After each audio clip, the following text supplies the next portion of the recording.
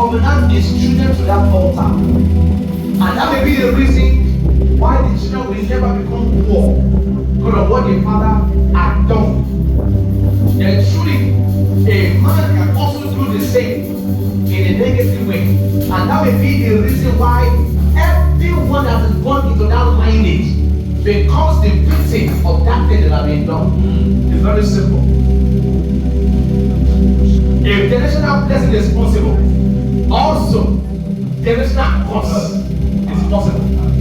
If a doctor can diagnose somebody of a particular sickness, and then the same sickness was traced not to his father, the same was traced to his own forefather, and then they began to look at the family tree, and they realized that their great grandfather had the same sickness, and they would now say, who have cousins and nephew of somebody, and they say, yes, I have a nephew that is having the same thing.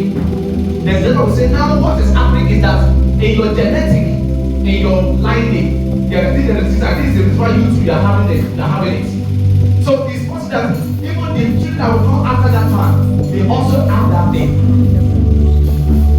Were they in any way connected or great grandfather, father or father, and then to this man, and then the nephew or the person they already were having it? If that is possible, it means a system can be created that will bring man under a particular oppression.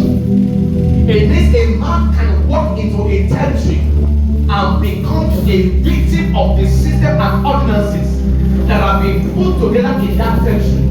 Now, regardless of what you are trying to do, without Christ, without the help of God, you become a perpetual victim. People have come to this territory, they fail with their God and everything, and in 2 years, they have sold their properties, they are leaving money empty-handed.